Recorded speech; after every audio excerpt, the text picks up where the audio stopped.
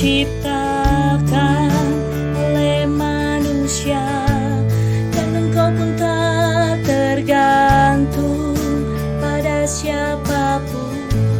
Engkau tak perlu apapun dari diri kami, rancanganmu demikian adanya. Engkaulah Allah sebelum waktu ada, Engkau bertata, Engkaulah Allah. Dan sekarang dalam suka duka, Engkau bertata, Engkaulah Allah. Kuasamu tidak terbatas oleh apapun. Pujian bagi namamu akan berakhir, karena engkaulah yang layak menerima semua. Kau Allah, demikian adanya. Engkaulah Allah sebelum waktu ada, Engkau bertata, Engkaulah Allah. Dan sekarang dalam suka duka, Engkau bertata, Engkaulah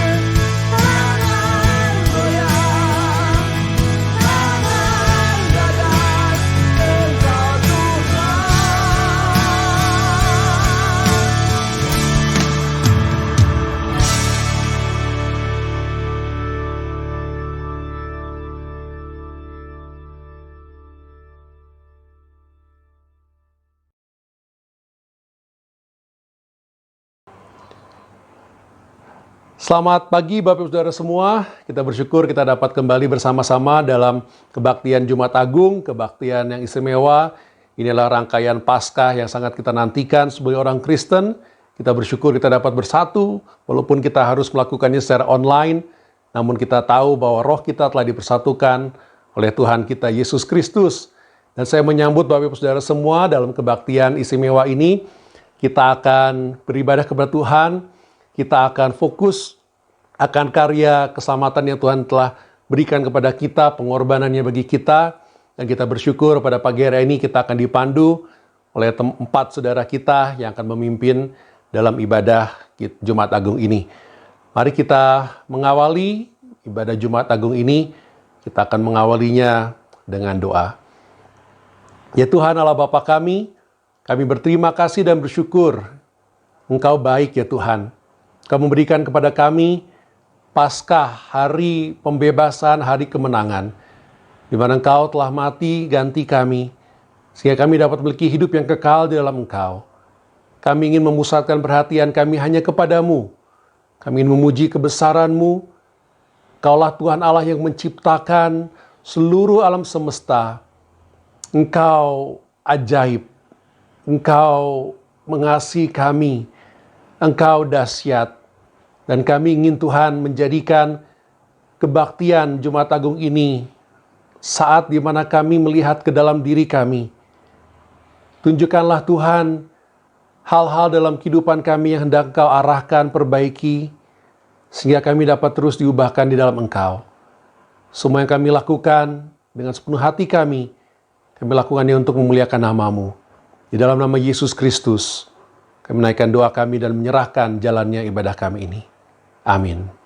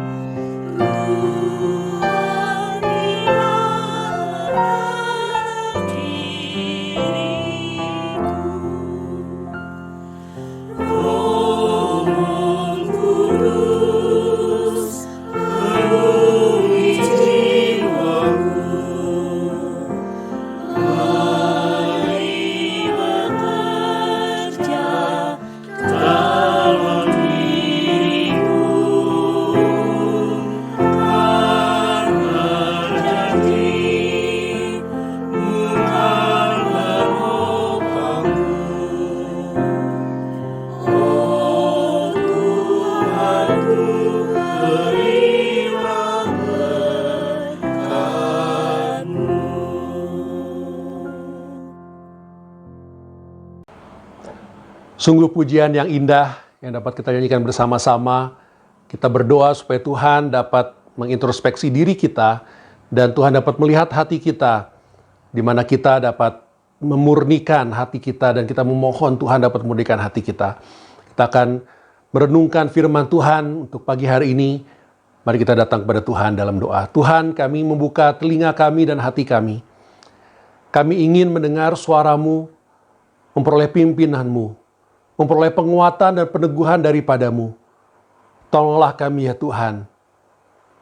Tuntunlah kami ya Tuhan. Berilah kepada kami Tuhan hikmat, pengertian akan firman-Mu dan kehendak-Mu, sehingga seluruh hidup kami dapat kami berikan kepadamu. Dan pakailah Tuhan kami untuk dapat menjadi alat-Mu. Kami siap mendengarkan firman-Mu. Dalam nama Yesus Kristus kami berdoa. Amin. Bapak Ibu Saudara yang saya kasihi, kita sebagai gereja tidak berhenti menjadi gereja walaupun kita tidak dapat berkumpul bersama-sama. Tetapi kita terus peka kepada pimpinan Tuhan untuk terus dapat dipakai menjadi saksinya. Kita tidak boleh berpikir, wah saya tidak dapat berbuat apa-apa karena saya tidak tahu, tidak bisa, atau saya tidak akan ada dampaknya dengan situasi yang sekarang seperti ini. Sekarang ini banyak orang yang sedang ketakutan, sedang paranoid, sedang cemas, dan dengan tingkat dan skala yang belum pernah kita lihat sebelumnya. Dalam beberapa tahun, beberapa dekade terakhir ini kita belum pernah melihat kekhawatiran, ketakutan, kecemasan yang begitu besar melanda. Bukan hanya diri kita, keluarga kita, mungkin kota kita, negara kita, bahkan di seluruh dunia. Tapi disitulah kita sebagai gereja harus menjadi jawaban kepada dunia yang sedang cemas, kepada dunia yang sedang mencari ini. Kita berdoa, Tuhan pakailah kita untuk dapat menjadi jawaban bagi orang-orang yang sedang mencari jawaban. Kita akan menyaksikan satu video yang dapat menguatkan kita, bagaimana kita pun dapat dipakai oleh Tuhan untuk menjadi jawaban di tengah-tengah banyak orang yang sedang cemas, banyak orang yang sedang menderita, mengalami sakit dari virus corona ini. Mari kita saksikan. There was 2 nights particularly in the hospital when I honestly didn't know whether I would make it or not.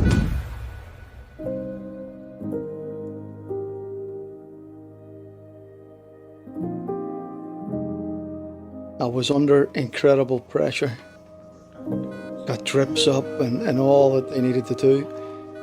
But I remember those nights particularly really crying out to the Lord and asking Him to help me. And asking Him to even supernaturally just do something that would encourage me and bring me through. And I remember the next day I had a night from hell. And you got to understand this in the isolation ward. When no one else can get in. When no one else, no pastor, no friend, no family members, when no one else was allowed in, God sent a cleaner. And all of a sudden this cleaner had come in, and he was like a ray of sunshine. And he began to chat to me, and he asked me how I was. And he began to talk to me and say to me about hanging in there. And then we got chatting and we got talking, and he turned around and he said to me that he was a missionary in Nigeria for 14 years. And he began to tell me how God had saved many, many souls through his ministry. And just this last couple of years, he had found himself back home in Northern Ireland, and he's encouraging my heart. And he's telling me about souls and about the love of Jesus and the love of God. And I'm just sitting going, wow. When God needs to reach you, he knows exactly who is the right person. And in that moment of time, it was a cleaner. No one else could get in. God sent a cleaner. He left that day, and then he says this as he stood at the door. He says, "Son, could I pray for you?" I says, "Absolutely." And as he began to pray at the door, he couldn't touch me. As he began to pray at the door, he began to ask God, the Holy Ghost, to visit me. He began to ask God to heal my body and touch my lungs. He stood at that doorway and he pleaded with God Almighty to spare my life and to continue to use me. And then he left. And what was incredible was that after he left, he periodically would walk past my window and give me a thumbs up. That night, I remember, I started to turn around. Could it have been the prayer of a cleaner? That night, I began to desire a packet of prawn cocktail crisps, Kato. And I asked the Lord, because no one could get to me. And I says, Lord, is it possible that you could get me a packet of prawn cocktail crisps and a tin of Coke? Because that night I began to turn. The next morning, cleaner came. He brought in a bag. And in that bag was 2 oranges, a tin of Coke, and a packet of prawn cocktail crisps. Don't tell me that God doesn't know. God knows our every need. He knows every desire.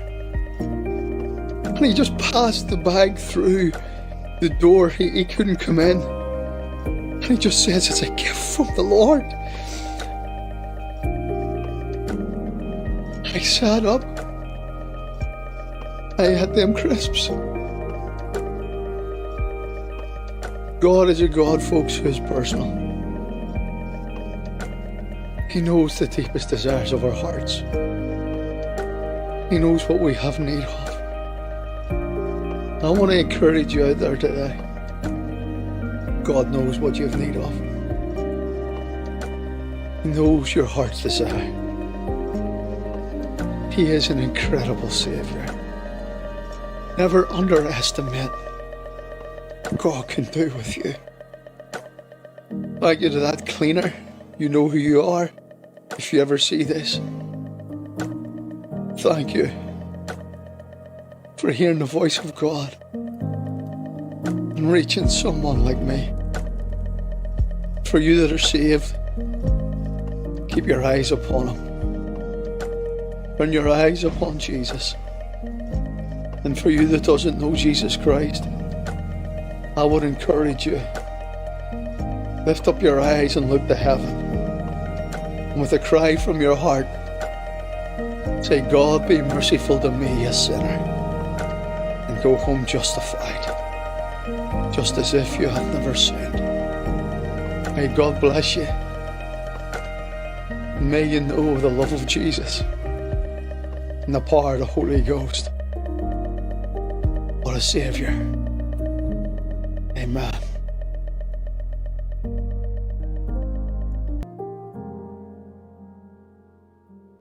Sungguh video yang sangat menguatkan bagi kita ya. Bagaimana seorang cleaning service, seorang pembersih rumah sakit dapat dipakai untuk menguatkan dan dapat dipakai oleh Tuhan untuk menyembuhkan seseorang, memberikan semangat sehingga dia dapat memutar balik kondisi sakitnya dan ia dapat mulai sembuh. Kita pun dapat dipakai oleh Tuhan menjadi jawaban bagi banyak orang yang mengalami sakit, mengalami kecemasan, mengalami kekhawatiran, karena kita telah memiliki jaminan hidup yang kekal di dalam Yesus Kristus. Kita akan memasuki firman Tuhan. Pada pagi hari ini kita akan merenungkan dari kitab 1 Petrus, pasal yang kedua, ayat 22 sampai dengan ayat yang ke-25. Saya undang Bapak Saudara untuk membuka Alkitab masing-masing. Saya akan membacakannya dari kitab 1 Petrus, pasal yang kedua, ayat 22 sampai dengan ayat yang ke-25. Demikian firman Tuhan. Ia tidak berbuat dosa, dan tipu tidak ada dalam mulutnya. Ketika ia dicaci maki, ia tidak membalas dengan mencaci maki. Ketika ia menderita, ia tidak mengancam, tetapi ia menyerahkannya kepada Dia yang menghakimi dengan adil. Ia sendiri telah memikul dosa kita di dalam tubuhnya di kayu salib, supaya kita yang telah mati terhadap dosa, hidup untuk kebenaran. Oleh bilur-bilurnya kamu telah disembuh. Sebab dahulu kamu sesat seperti domba, tapi sekarang kamu telah kembali kepada gembala dan pemelihara jiwamu. Amin.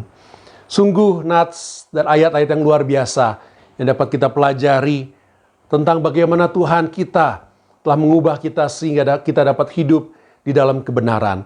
Untuk memahami nats ini, kalau kita lihat di bagian awal dari Fatsal ini adalah bagian yang sangat terkenal. Bagaimana sebelumnya dari Fatsal 1 bagian akhir bahwa kita telah ditebus dengan darah yang mahal. Dan dari darah yang mahal itu bukan barang yang fana itu, yang penebus kita adalah Yesus Kristus, dianggap sebagai batu yang hidup, atau dalam bahasa Inggrisnya living stone. Batu yang hidup yang dapat juga dimengerti begitu pentingnya seperti batu penjuru yang dipakai ketika seseorang mau membangun sebuah rumah. Batu yang hidup yang telah menebus kita ini dianggap oleh manusia sebagai batu buangan, sebagai sesuatu yang tidak berharga. Namun karena batu penjuru telah menebus kita ini, kita menjadi umat milik Tuhan, yang sebelumnya kita bukan milik Tuhan, sebagai imamat yang rajani, untuk kita tetap hidup sebagai murid Kristus yang kudus, tanpa memberontak otoritas dunia, walaupun harus menderita karenanya. Di dalam beberapa ayat sebelumnya kita melihat bagaimana penderitaan yang harus kita hadapi karena kita berlaku kebaikan dan kebenaran itu layak untuk dilakukan. Karena itu karunia Allah yang telah diteladankan dalam kerendahan hati, yaitu taat dan tunduk dari kematian Kristus yang perlu kita ikuti. Bagaimana Yesus pun tunduk dan taat, merendahkan dirinya, dan di dalam kerendahan hati dan kerendahan diri itu telah dipakai untuk menebus kita. Dan kita perlu, ketika kita sudah menerima keselamatan, kita menjadi imamat yang rajani, menjadi umat miliknya, memiliki sikap yang sama. Tunduk akan otoritas hidup kita, dan kita hidup dalam kerendahan hati. Ada 3 hal yang dapat kita pelajari dari nats kita pada pagi hari ini. Yang pertama, kita dapat belajar bahwa ada ciri-ciri ketundukan akan otoritas, yaitu otoritas yang mengatur hidup kita. Siapa yang mengatur hidup kita? Beberapa minggu ini kita telah belajar itu, bahwa Tuhan Yesus adalah otoritas di dalam hidup kita. Firman Tuhan menolong kita, menuntun hidup kita, dan kita perlu tunduk di bawah firman Tuhan. Jadi yang pertama kita akan melihat ciri-ciri ketundukan akan otoritas yang firman Tuhan berikan. Dan ini menceritakan tentang Yesus. Ayat 22 kita melihat, Yesus tidak berbuat dosa, dan tipu tidak ada dalam mulutnya. Ayat 23, ketika ia dicaci maki, ia diejek, dia diolok-olok. Ia tidak membalas dengan mencaci maki. Ketika ia menderita, ia tidak mengancam, tetapi ia menyerahkan hidupnya, dirinya kepada Dia, Tuhan Allah, yang menghakimi dengan adil. Di sini kita dapat melihat bahwa Yesus tunduk akan otoritas. Otoritas yang ada dalam diri Yesus Kristus, yaitu otoritas Allah Bapa. Ayat 22 dan 23 menolong kita untuk mengerti bahwa ia menyerahkan kepada Allah Bapa yang menghakimi dengan adil, yaitu bagaimana Yesus menyerahkan diri kepada otoritas misi penyelamatan manusia yang telah ditetapkan sebagai rencana penyelamatan Allah akan manusia ciptaannya, yaitu kita. Dan untuk mencapai itu, bagaimana kita dapat diselamatkan, Yesus harus taat menjalankan ketetapan yang sudah ditetapkan dan sudah diajarkan sesungguhnya pada saat perjanjian lama. Perhatikan Yesaya pasal 53. Saya akan bacakan dari kitab Yesaya pasal 53, ayat-ayat yang sungguh indah. Saya akan mulai dari ayat yang ketiga. Ia dihina dan hindari orang, seorang yang penuh kesengsaraan dan yang bisa menderita kesakitan. Ia sangat dihina, sehingga orang menutup mukanya terhadap dia, dan bagi kita pun, dia tidak masuk hitungan. Tetapi sesungguhnya, penyakit kitalah yang ditanggungnya, dan kesengsaraan kita yang dipikulnya. Padahal kita mengira dia kena tulah, dipukul, dan ditindas Allah. Tetapi dia tertikam, oleh karena pemberontakan kita. Dia diremukkan oleh karena kejahatan kita. Ganjaran yang mendatangkan keselamatan bagi kita ditimpakan kepadanya. Dan oleh bilur-bilurnya kita menjadi sembuh. Kita sekalian sesat seperti domba. Masing-masing kita mengambil jalannya sendiri. Tapi Tuhan telah menimpakan kepadanya kejahatan kita sekalian. Dia dianiaya, tetapi dia membiarkan dirinya ditindas dan tidak membuka mulutnya seperti anak domba yang dibawa ke pembantaian. Seperti induk domba yang keluh di depan orang-orang yang menggunting bulunya. Ia tidak membuka mulutnya. Sesudah penahanan dan penghukuman ia terambil, dan tentang nasibnya siapakah yang memikirkannya? Sungguh, ia terputus dari negeri orang-orang hidup, dan karena pemberontakan umatku ia kena tulah. Orang menempatkan kuburnya di antara orang-orang fasik, dan dalam matinya ia ada di antara penjahat-penjahat. Sekalipun ia tidak berbuat kekerasan dan tipu tidak ada dalam mulutnya. Jadi kita dapat melihat dari kitab Yesaya 53 dari mulai ayat 3 sampai ayat 9 yang tadi saya bacakan, bahwa Yesus telah ditetapkan, dinyatakan kepada Nabi Yesaya ratusan tahun sebelumnya, sebelum kejadian penyaliban Kristus. Tuhan sudah menyatakan melalui Nabi Yesaya dan dituliskan dalam kitab Perjanjian Lama.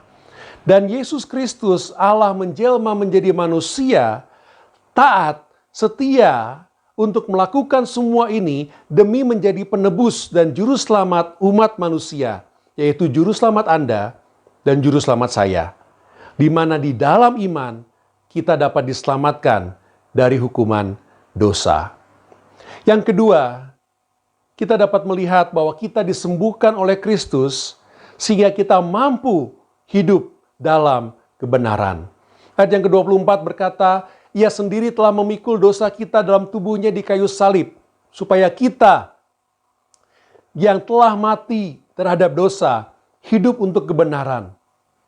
Oleh bilur-bilurnya, kamu telah sembuh. Kita melihat dari kutipan Yesaya 53 tadi yang sudah kita baca, Ia telah memikul dosa kita di dalam tubuhnya, yang kita peringati dalam perjamuan Tuhan, yang mungkin beberapa kita sudah melakukan di rumah kita kemarin ya. Supaya kita, yaitu dampak dari keselamatan yang telah kita terima, telah mati terhadap dosa karena dosa kita telah dipikul Tuhan, dan oleh bilur-bilur Tuhan, ketika Ia disalib, kita telah sembuh. Maksudnya kita telah sembuh bahwa kita telah menerima penebusan dalam penderitaan tubuh Kristus yang telah memampukan kita untuk hidup dalam kebenarannya. Kita disembuhkan dari apa? Baik Yesaya 53 maupun ayat yang ke-24 yang kita baca tadi. Kita telah disembuhkan dari apa? Jawabannya adalah kita telah disembuhkan dari penyakit yang terbesar, yaitu kematian. Tidak ada obatnya. Kematian ini. Yaitu keterpisahan dari Allah selamanya. Tidak ada obatnya. Tidak ada usaha yang dapat manusia lakukan untuk menyembuhkan kondisi dan keadaan itu. Hanya ada satu, yaitu Yesus Kristus. Dan oleh bilur-bilurnya di kayu salib, kita telah disembuhkan dari sakit penyakit itu. Tujuannya apa kita mau disembuhkan? Ayat 24 jelas sekali berkata kepada kita, supaya kita dapat hidup dalam kebenaran. Kalau kita belum sembuh dari dosa, kita tidak dapat hidup dalam kebenaran. Kalau kita sudah yakin kita sudah disembuhkan dari dosa, berarti kita dapat hidup dalam kebenaran. Dan kemampuan kita untuk hidup dalam kebenaran itu bukan karena kehebatan dan kemampuan kita belaka, tapi karena apa yang Tuhan Allah telah lakukan bagi kita, yaitu Ia menyembuhkan kita oleh bilur-bilurnya, sehingga kita telah menjadi ciptaan baru, menjadi umat kepunyaannya di bagian awal dari pasal yang kedua ini. Kita telah menjadi imamat yang rajani. Kalau kita lihat di pasal yang kedua ayat 9 dan 10, ayat yang sangat terkenal dikatakan, tetapi kamulah bangsa yang terpilih, imamat yang rajani, bangsa yang kudus, umat kepunyaan Allah sendiri, supaya kamu memberitakan perbuatan-perbuatan yang besar dari Dia, yang telah memanggil kamu keluar dari kegelapan kepada terangnya yang ajaib.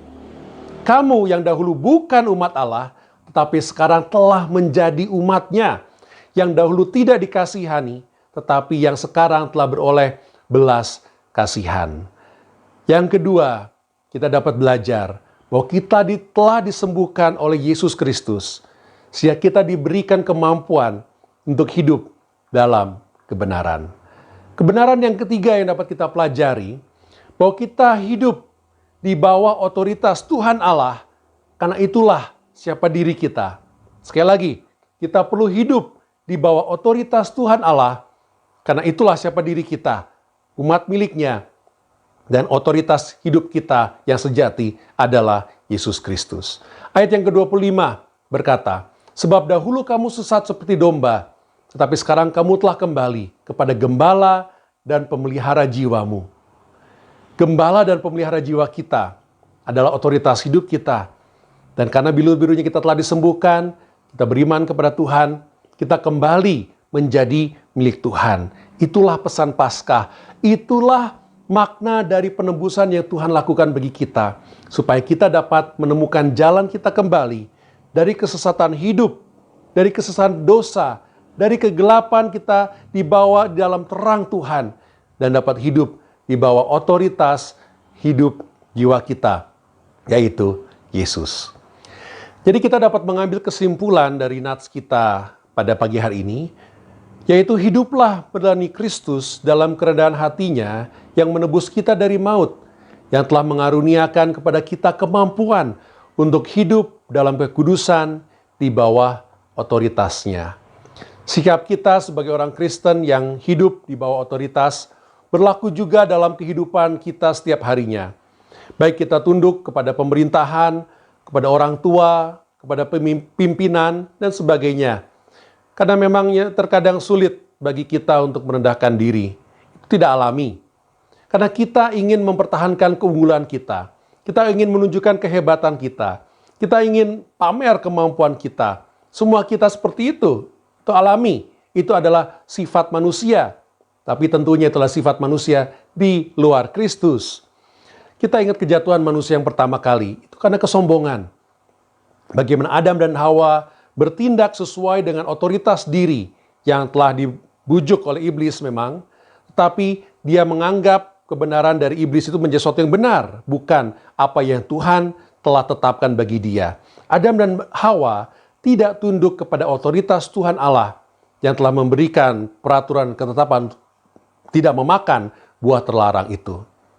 Dan sebagai manusia, ada refleks yang kita miliki biasanya untuk mempertahankan diri. Dan kita menggunakan itu supaya kita menjadi lebih unggul daripada orang lain. Kadang-kadang kita merendahkan orang lain. Itu alami di dalam kedagingan manusia tentunya. Tapi Yesus Kristus telah memberikan teladan yang sangat ajaib, di mana Ia telah merendahkan dirinya. Ia menahan dirinya walaupun dicaci maki, Ia tidak membalas. Semua itu dilakukan untuk menanggung hukuman yang seharusnya kita terima karena dosa kita. Dan kita akan mengakhiri perenungan dari firman Tuhan pada pagi hari ini. Kita mengingat ketika kita dimulai himbauan dan sekarang bahkan lebih ya, di mana kita diharuskan dan ada kebijakan-kebijakan dan peraturan-peraturan pemerintah kita harus tetap di rumah. Kita mengingat masa-masa itu ketika peraturan dimulai dan kita harus dipaksa merubah kehidupan kita. Ada gejolak pasti yang muncul, di saya pun ada gejolak. Kita sudah terbiasa bebas bepergian, kita sudah terbiasa pulang pergi kerja, berkegiatan, bebas berjalan-jalan, dan lain-lain. Ya, semua harus menyesuaikan akan kebijakan yang dikeluarkan oleh otoritas kita, yaitu pemerintah. Itu suatu hal yang luar biasa kalau kita lihat sebetulnya, karena larangan ini ditaati oleh banyak kelompok, golongan, dan lapisan masyarakat.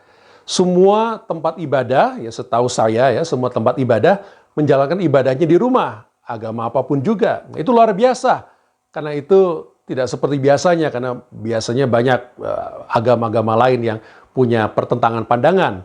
Tapi mungkin karena ada ancaman juga dari akibat sakit penyakit yang dari virus corona ini, semua jadi taat ya, mungkin ya.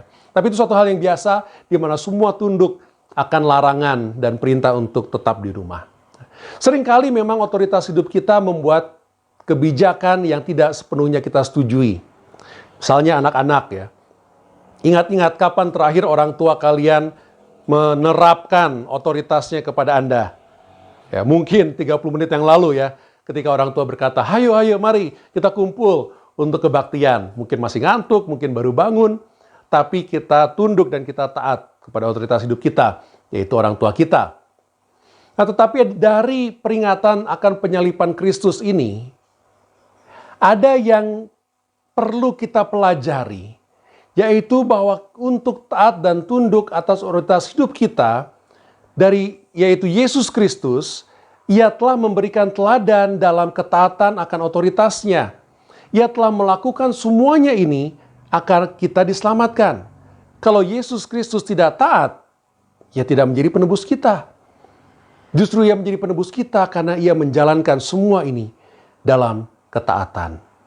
Bapak Ibu Saudara, di dalam tradisi gereja, ada masa yang disebut, kalau dalam bahasa Indonesia dikenal sebagai masa Prapaskah, dalam bahasa Inggris masa Lent.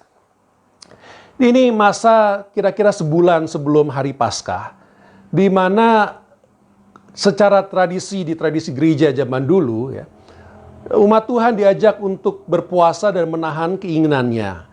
Biasanya dilakukan karena meniru Yesus Kristus yang juga berpuasa selama 40 hari. Dan semua ini dilakukan untuk mempersiapkan diri menyambut hari Paskah, mengenang tentang penderitaan dan ketaatan Yesus Kristus. Ya. Di dalam pelaksanaan modern, biasanya ini dilakukan menahan diri atau puasa dari makanan kesukaan yang kita tidak dapat tahan diri, menahan hobi kita yang mengambil waktu banyak, menahan gadget kita, ya, bermain dengan gadget kita, dan lain-lain. Hal-hal yang menjauhkan kita dari Tuhan itu selama 1 bulan sebelum Paskah, biasanya kita didorong untuk menahan diri. Di masa Prapaskah, saya ingat saya punya teman, ya, kegemaran itu permen dan coklat. Ya. Dan yang manis-manis, ya. Dan dia selalu bercerita kalau masa Prapaskah, dia tidak mau makan permen, coklat, es krim, dan sejenisnya. Ya. Nah, di dalam Paskah tahun ini merupakan Paskah yang unik. Di mana kita, dalam tanda kutip, dipaksa untuk masuk dalam Prapaskah. Kita perlu menahan diri, berpuasa beberapa minggu ini dari hal-hal yang biasanya kita lakukan. Kita dipaksa dalam tanda kutip untuk menenangkan diri, tetap di rumah. Jadi kita lihat bahwa dari sejak awal tujuan Prapaskah atau Lent ini, yaitu supaya kita mengintrospeksi diri dan berefleksi untuk membersihkan diri kita. Nah, sekarang kita merenungkan tentang tahun ini. Bagaimana Tuhan mengizinkan COVID-19, virus corona ini terjadi. Sehingga kita berintrospeksi, khususnya kita yang bergereja. Kita melihat di gereja kita, dan saya yakin di gereja-gereja lain, kita dipaksa untuk melepaskan diri dari apa yang selama ini kita anggap sebagai penentu identitas dari gereja kita. Alamat kita, gedung gereja kita, fasilitas kita, program dan acara, kehadiran dalam acara, dan sebagainya. Semua itu kita syukuri karena kita dapat memiliki itu untuk menyatakan kita sebagai gereja bertumbuh bersama-sama dalam persekutuan. Tetapi kita diajak untuk memurnikan diri dan sungguh-sungguh mengintrospeksi, melihat apa yang paling penting dan paling esensial. Kita dapat melihat bahwa masa ini adalah masa di mana Tuhan sedang membersihkan kita pertama-tama, gerejanya, untuk kembali dimurnikan, kembali menemukan jalan yang Tuhan telah tetapkan bagi kita, yaitu bahwa gereja secara esensi adalah manusianya. Tubuh Kristus adalah kita, Anda dan saya, kita adalah gereja. Kita perlu ingat bahwa sebagai gereja kita dipanggil untuk menjadi saksi Kristus, untuk bersaksi siapa Yesus itu. Bahwa Ia telah mati untuk menebus kita, Ia telah mengampuni kita dari salah dan dosa kita, sehingga kita telah diselamatkan karena Ia tidak hanya mati yang kita peringati pada hari ini, namun Ia bangkit. 3 hari kemudian Ia bangkit menunjukkan kuasa-Nya untuk menyelamatkan umat manusia. Yesus ketika Ia datang ke dunia ini dengan karya penyelamatannya, memberikan dampak yang besar bagi kita. Bagaimana Ia menggenapi janji keselamatannya dalam sebuah perjanjian yang baru. Ia melakukan ini dengan merombak bait suci. Karena selama sebelum Yesus datang ke dunia ini, orang dapat datang mengenal Allah, menyembah Tuhan Allah dalam bait suci Yerusalem dan tata keagamaan Yahudi. Namun kita lihat ketika Yesus mati, bahwa tirai telah terbelah dua, sehingga kita dapat datang langsung kepada Tuhan. Yesus melakukan semua itu untuk merubuhkan institusi keagamaan dan mendirikan gereja yang sejati, yaitu pengikut-pengikut Kristus yang percaya dan beriman kepada Tuhan. Kita bersyukur bahwa Ia telah merubuhkan bait suci dan membangunnya kembali, sehingga kita dapat menjadi ada sebagai gereja, bait suci yang baru dalam hati kita, pengikut Kristus. Dan kita bersyukur tahun ini Tuhan mengizinkan semua ini terjadi supaya kita benar-benar mengintrospeksi, memurnikan diri, mengingat kembali kepada Tuhan dan kembali kepada esensi tentang gereja Tuhan, yaitu Anda dan saya. Jadi Bapak Ibu Saudara yang saya kasihi, jangan berhenti menjadi gereja. Karena gereja itu adalah Anda dan saya. Kita orangnya. Kita yang sudah dipanggil untuk menyaksikan keselamatan yang telah Yesus lakukan bagi kita. Bahwa Ia, Yesus, Ia adalah Allah yang telah menjelma menjadi manusia. Bahwa Kristus telah mati karena dosa-dosa kita sesuai dengan kitab suci. Bahwa Ia telah dikuburkan dan bahwa Ia telah dibangkitkan pada hari yang ketiga sesuai dengan kitab suci. Itulah pesan yang perlu kita beritakan dalam isolasi, dalam karantina di rumah, maupun setiap hari, apapun juga media yang kita gunakan, supaya seluruh dunia dapat mengenal Yesus Kristus Tuhan dan Juru Selamat, beriman kepadanya, percaya kepadanya. Mari kita berdoa. Tuhan, kami bersyukur Engkau mengingatkan kepada kami untuk taat akan otoritas-Mu, otoritas yang telah memberikan perintah kepada kami untuk memuridkan segala bangsa.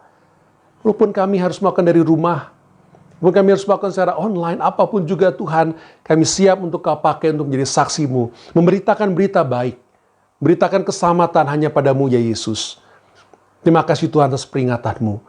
Kami bersyukur atas teladan yang Kau berikan kepada kami, di mana Engkau taat melakukan semua penderitaan yang ajaib, yang Kau harus derita di kayu salib untuk menyelamatkan kami.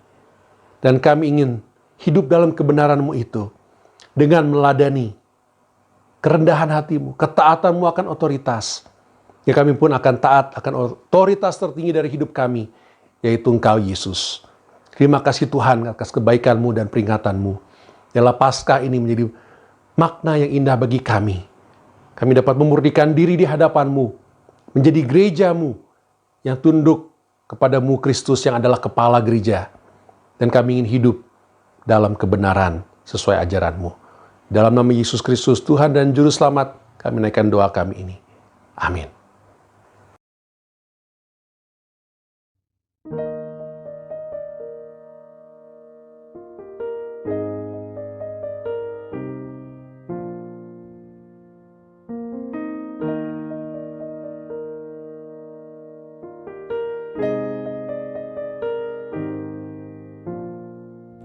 Pada Kristus ku temukan harapanku.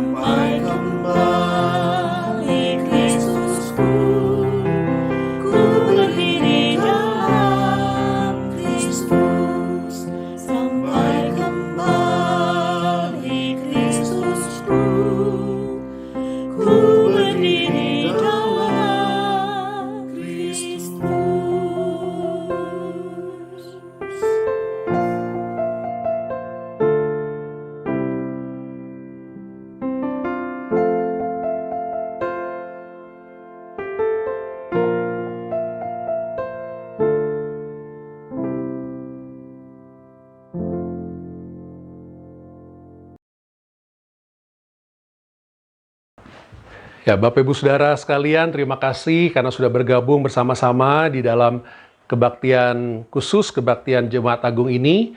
Bapak Ibu Saudara, setelah live streaming ini berakhir, kami mengundang Bapak Ibu Saudara nanti bisa lihat di grup WhatsApp gereja, ada link yang akan disediakan untuk bisa mengikuti Zoom. Ya, kita akan mengadakan diskusi seperti kelas sekolah minggu untuk umum yang akan diadakan lewat Zoom. Jadi nanti di WhatsApp grup itu akan ada linknya.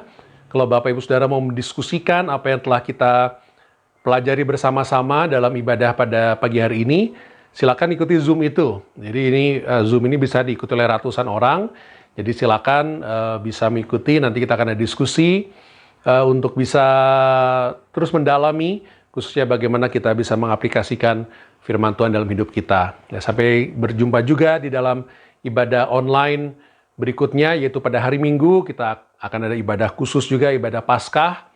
Kita akan mulai jam 8 pagi, jangan sampai kita terlewatkan.